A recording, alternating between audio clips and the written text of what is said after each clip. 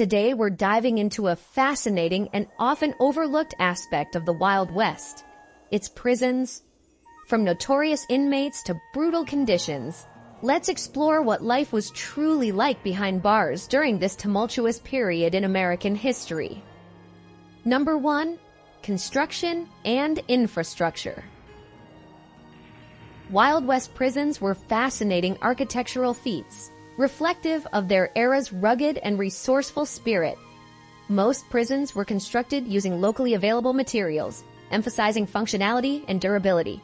Stone and timber were common, as seen in the Wyoming Frontier Prison, which utilized unreinforced stone masonry and wood-framed gable roofs. This construction method provided a stark, imposing structure meant to deter would-be outlaws. Many of these prisons were designed with expansion in mind, anticipating the inevitable overcrowding. For instance, the Wyoming Territorial Prison, built in 1872, started with a modest number of cells, but quickly expanded. By 1904, an additional 32 cells were added to accommodate the growing number of inmates.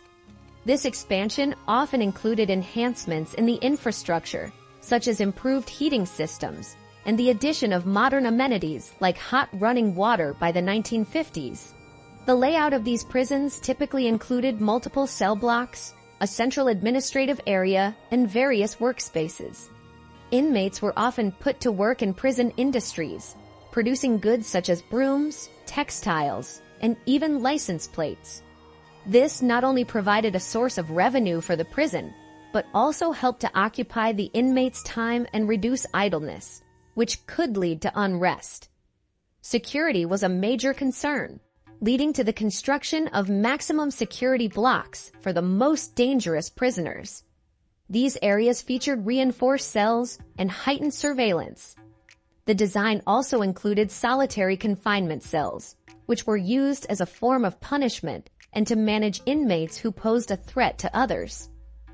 One unique feature of many Wild West prisons was their execution facilities. The Wyoming Frontier Prison, for instance, had both indoor gallows and a gas chamber. These facilities were integral to maintaining law and order during a time when capital punishment was a common sentence for severe crimes. Number 2. Daily life and conditions. Inmates in Wild West prisons face grueling daily routines designed to enforce discipline and control. Upon arrival, prisoners underwent a strict intake process where they were stripped, searched, and assigned a uniform. Their personal belongings were confiscated and stored, often never to be seen again. Meals were basic and monotonous, typically consisting of bread, beans, and occasionally meat. The nutritional value was minimal, contributing to widespread malnutrition and health issues among inmates. Meals were served in silence, with strict rules governing behavior in the dining hall. Prisoners were often put to work in various prison industries. These jobs included making brooms, weaving textiles, and manufacturing goods such as license plates. This hard labor was a crucial part of the daily regimen, intended to keep inmates occupied and deter idleness. Work conditions were harsh, with long hours and minimal breaks, reinforcing the punitive nature of the prison environment. Hygiene was a significant issue due to overcrowded conditions and limited access to clean water. Bathing facilities were primitive, and prisoners were often only allowed to bathe once a week. This lack of cleanliness led to rampant disease and infections, exacerbated by the close quarters in which inmates lived. Punishments for rule violations were severe. Solitary confinement was a common disciplinary measure, where inmates were isolated in small, dark cells for extended periods.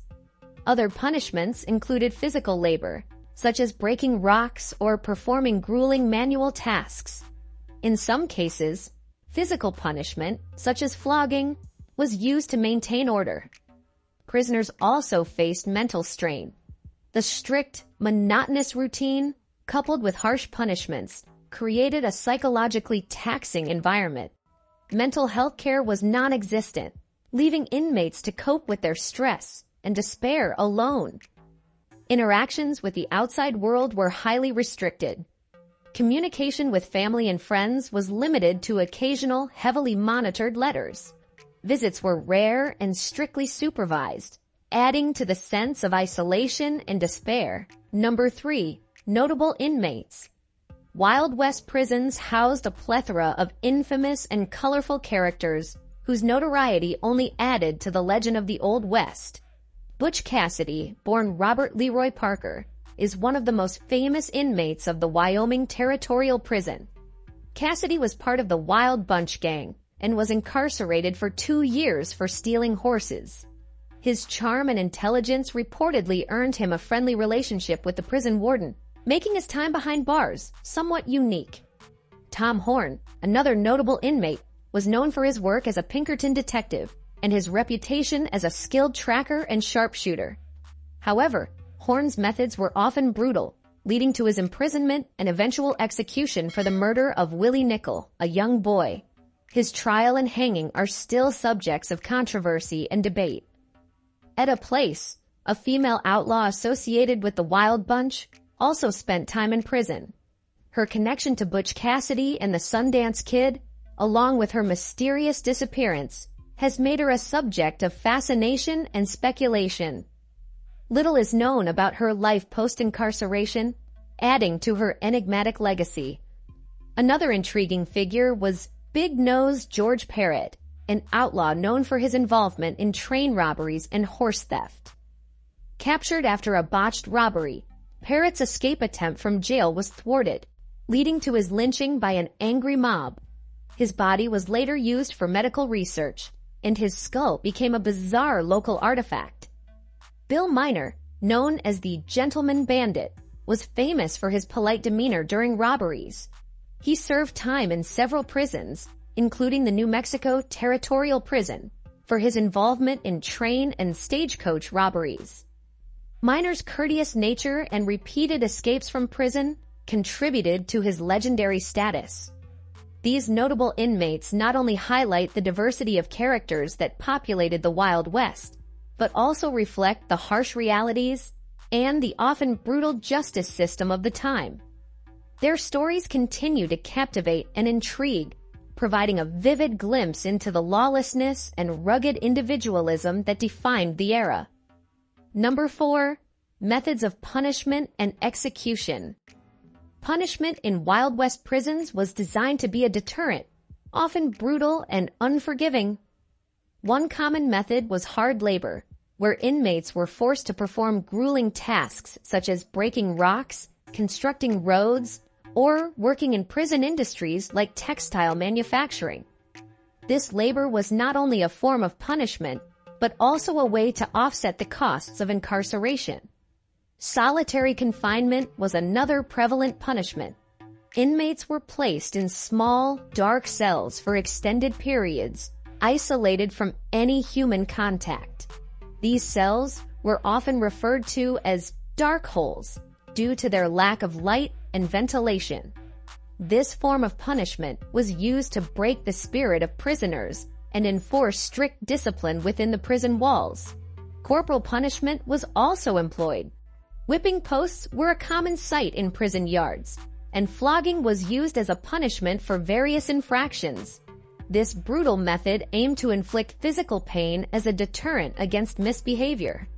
Some prisons also used stocks and pillories to publicly humiliate prisoners. Executions in the Wild West were carried out using several methods.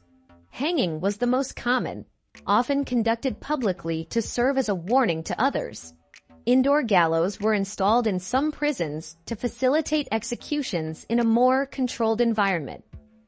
For more severe crimes, some prisons, like the Wyoming Frontier Prison, utilized gas chambers, a method that became more common in the early 20th century. The transition to more modern methods of execution reflected evolving attitudes toward capital punishment and attempts to make the process more efficient and less gruesome. In some cases, especially in smaller or more remote prisons, executions were carried out by firing squad. This method was quick and considered less prone to error compared to hanging. The choice of execution method often depended on the crime's nature and the local jurisdiction's resources and preferences. The conditions and methods of punishment in Wild West prisons highlight the era's harsh approach to law enforcement. These practices were intended to maintain order and deter criminal behavior in a time when the frontier was characterized by its lawlessness and rugged individualism. Number 5. Legacy and historical significance. Wild West prisons hold significant historical importance, shedding light on the evolution of the American criminal justice system and the broader societal norms of the late 19th and early 20th centuries. These institutions are not just relics of the past, but symbols of the harsh realities and rough justice that characterize the American frontier. Many of these prisons, such as the Wyoming Frontier Prison and the Yuma Territorial Prison, have been preserved as museums, offering a window into the conditions and lives of inmates from that era. These sites attract thousands of visitors annually, providing educational programs and guided tours that bring history to life. They also serve as venues for reenactments and educational programs, enhancing public understanding of the historical context of the American West. The preservation of these prisons helps to maintain the architectural heritage of the period. Buildings constructed with stone masonry and timber framing reflect the construction techniques and materials of the time. The prison's design elements, such as barred windows, thick walls, and fortified gates, underscore the security measures deemed necessary to contain the notorious outlaws of the Wild West. Additionally, these prisons are crucial for their role in the broader narrative of law enforcement and criminal justice during a formative period in American history. They housed some of the most infamous figures of the Wild West, whose stories continue to captivate and educate. Through the lens of these prisons, one can explore themes of justice, punishment, and reform, drawing parallels with contemporary issues in the criminal justice system. Moreover, the cultural impact of these prisons extends into popular media, with numerous films, books, and television series drawing inspiration from the real-life tales of these institutions. This ongoing fascination helps to keep the history of the Wild West alive in modern consciousness. Number 6. Wild West lawmen and outlaws. Wild West lawmen and outlaws played pivotal roles in shaping the tumultuous landscape of the American frontier. Lawmen like Wyatt Earp, Bat Masterson, and Pat Garrett were renowned for their relentless pursuit of justice in a land often dominated by crime and chaos. Wyatt Earp's reputation was solidified during the infamous gunfight at the OK Corral, where he, along with his brothers and Doc Holliday, confronted the Clanton-McLaury gang. This shootout became one of the most storied events in Wild West history, showcasing the brutal reality of frontier law enforcement. Bat Masterson, another legendary figure, served as a sheriff in Dodge City, Kansas, and later as a U.S. Marshal. His career was marked by numerous gunfights and his participation in taming some of the most lawless towns in the West. Masterson's approach combined diplomacy with decisive action, often quelling violence with both his wit and his weapon. Pat Garrett is best known for tracking down and killing the notorious outlaw Billy the Kid. Garrett's relentless pursuit of Billy the Kid culminated in the outlaw's death in 1881, cementing Garrett's status as a legendary lawman. This event is often romanticized, highlighting the cat-and-mouse dynamic between lawmen and outlaws. On the other side of the law, outlaws like Jesse James, Butch Cassidy, and Billy the Kid became infamous for their daring crimes. Jesse James, alongside his brother Frank, led the James Younger gang in a series of bank and train robberies that terrorized the Midwest.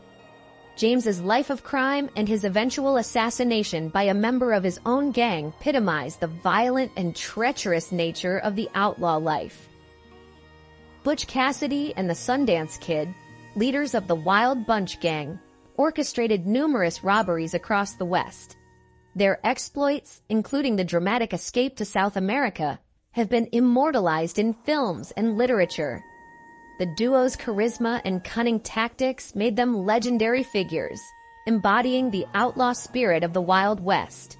Billy the Kid, born Henry McCarty, became notorious for his role in the Lincoln County War and his subsequent outlaw activities. Known for his quick draw and bold personality, Billy the Kid's legend grew with each escape and confrontation until his death at the hands of Pat Garrett. The dynamic between lawmen and outlaws was a defining aspect of the Wild West, with each side influencing the other.